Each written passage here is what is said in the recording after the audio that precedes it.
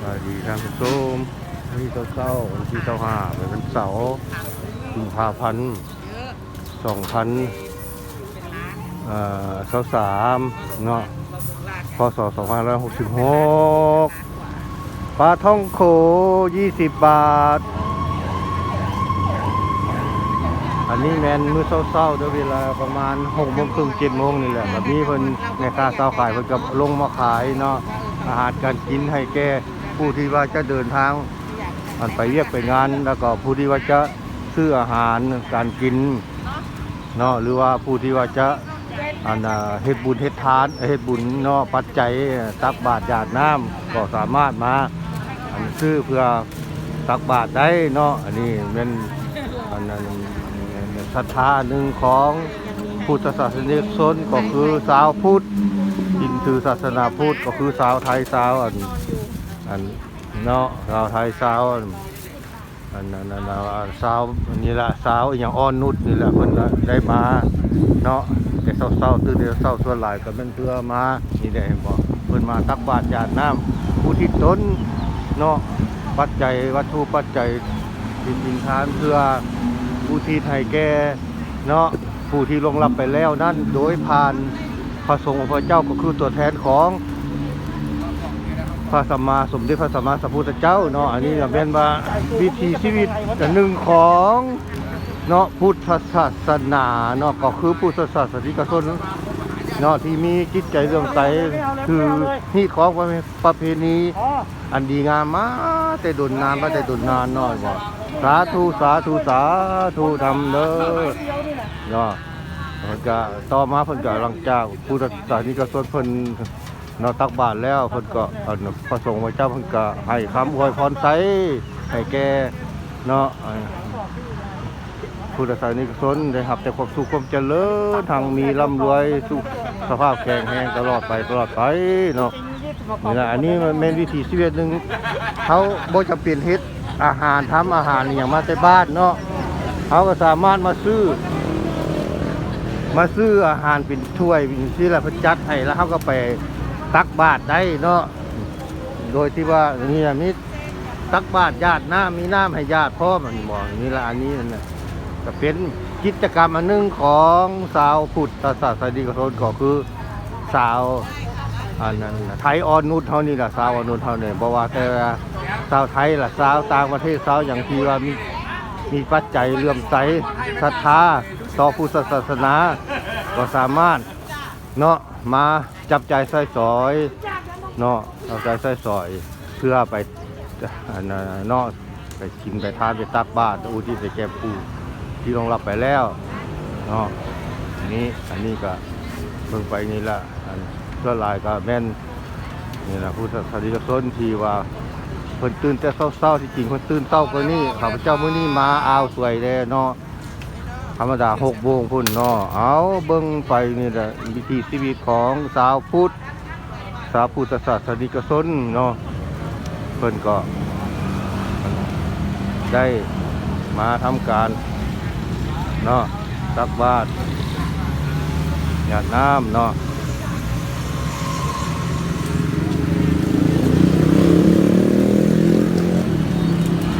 เต้าหู้ฮ้อนให้ถุงหนึ่งถุงเท่าไหร่จ้าใส่เครื่องไหมใส่เครื่องเท่าไหร่ใส่เครื่อง12ไม่ใส่10จ้ะเอาไม่ใส่10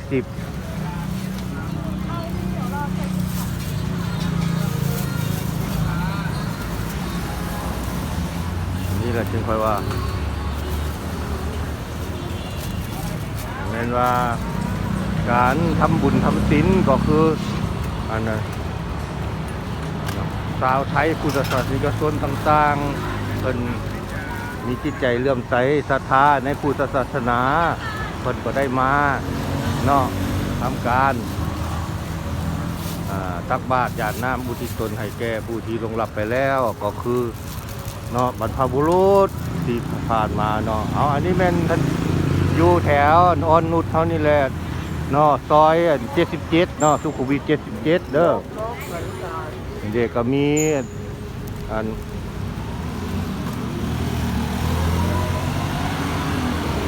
ม เริ่มแต่6 โมงถึง7 โมงก็มี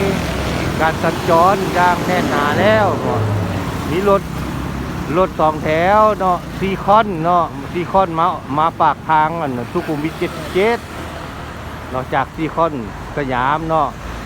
เส้นทางตัวนี้นี่สามารถไปได้ฮอดเนาะไปได้ฮอดพุ่นแล้วอันลาดกระบังพุ่นละสนามบินสุวรรณภูมิพุ่นละใครจะไปแท้นอกเขาเดินเนี่ย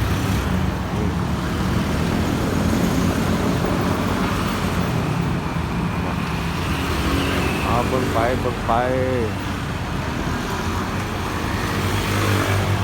มีรถเมล์พร้อมเด้อรถเมล์นี่หัวตะเข้พระโขนงเห็นบ่พระโขนงมาก็ว่าออนนุชนี่แหละแถวนี่แหละโอ้ยโทษทีเห็นบ่แต่เศร้าๆก็มีอันนั้นเนาะก็ที่เป็นอาสาสมัครเพิ่นได้มาทำการเนาะทำการนั้นอันนั้นบริการรัดอันนั้นรัดรถให้แก่ผู้เดินถนนเนาะได้ย่างข้ามทางเนาะเพราะว่ารถมันหลายนี่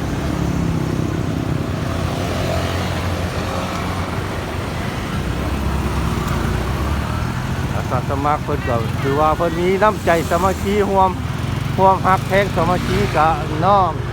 ของสาวเนาะอันออนนูดเขตนี่ล่ะเขตอันนั้นเขตบอก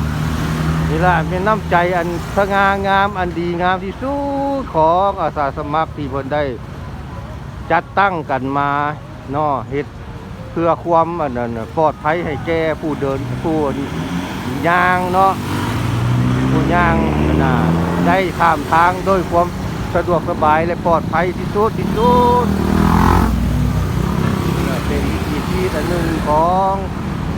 อันชาวไทยเพราะว่าอยู่ใส่เพราะว่าเจ้าอนุอยู่ใส่ก็มีเนาะถือว่ามีน้ำใจไม่ตีที่สุดละเนาะอันนี้เราจะฝากฟังไปทั้งอันเนาะ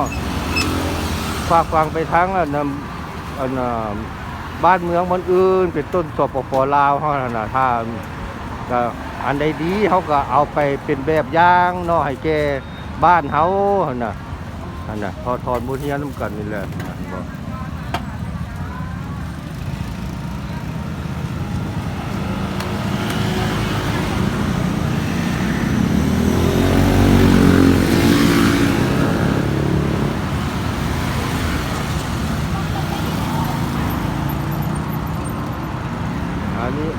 อันอยู่ข้างทางก็มีอาหารการกินเลือกซื้อได้ตามสบายเนาะก็มีอาหารแบบเขาซื้อใส่ธงใส่อย่างเมื่อกินบ้านกินอย่างก็ได้เนาะนี่น่ะเห็นบอกอาหารมีแต่อาหารแซ่บเนาะ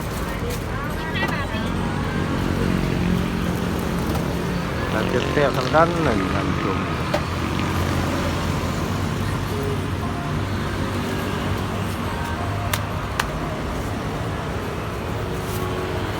ไปเมืองนะขาย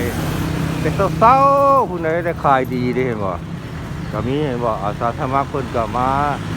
อันนั้นคอยเนาะเฝ้าระวังเนาะการข้ามทางของเนาะ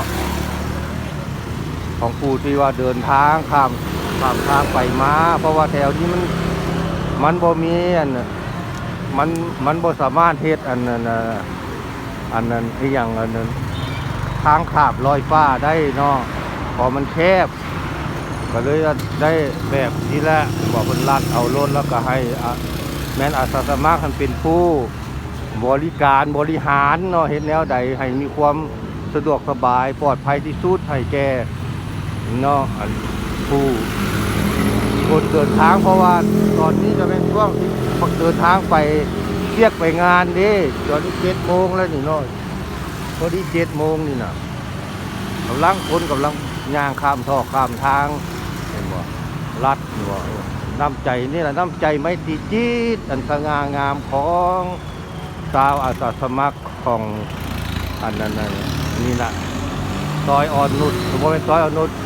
ซอยอันสุขุมวิท77ปากทางเนาะสุขุมวิท77นี่นะอยู่ต้นหน้าบิ๊กซีเอ็กซ์ตร้า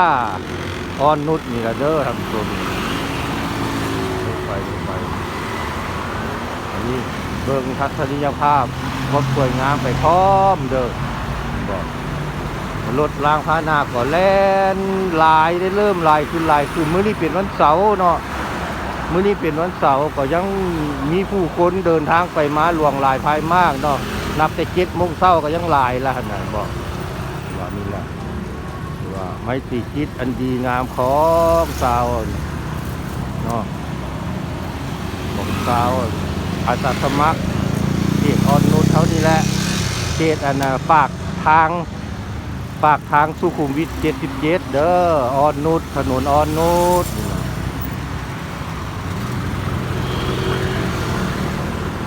นี่ว่าคนคอยหับใส่บริการให้แกเนาะสาวเดินพูดเดินทางด้วยเท้าที่เราไปเนาะได้ข้ามทางอย่างสะดวกสบายปลอดภัยเลยสวัสดิภาพแล้วเนาะทางผู้ชมนี่เขาจะที่เบิ้งไปเบิ้งไปพูดอันนี้ปากซอยแหละอันนี้เป็นปากซอยสุขุมวิท77ก็ว่าแมนซอยอ่อนนุชแต่ว่าบนเป็นซอยน้อยซอยบากใหญ่เนาะนี่นะ3 แยกอ่อนนุชนี่นะเดี๋ยวก็มีตึกมันนะตึกสูง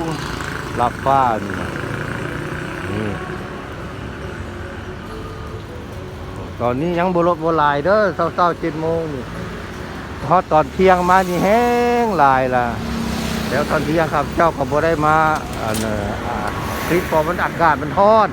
เอาแต่ตอนเช้าๆนี่แหละตอนเช้าลงไปบอกการบริการเนาะอย่างทวงทันไปว่าเขาบ่ได้มารอท่ายืนโดนเนาะถือว่าหลังจากมีคนหลายประมาณ 5-6 คนแล้วเพิ่นก็ลัดรถให้ได้ข้ามทางอย่างปลอดภัยข้าเจ้าก็สิได้ยุติคลิปไว้เท่านี้ก่อนเนาะเอาบรรยากาศการสัญจรหรือว่าการเดินทางด้วยเท้าของผู้คนหรือว่าผู้คนที่ว่าเดินทางย่างไปมาเนาะหรือว่าอยู่แถวนี่นะอ่อนนุชต้นหน้าบิ๊กซีเอ็กซ์ตร้านี่นะโชคดี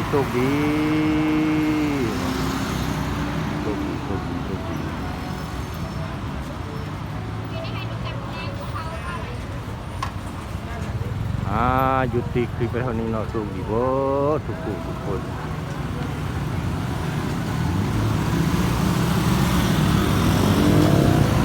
เบิ่งพระเพิ่นกลับบ้าน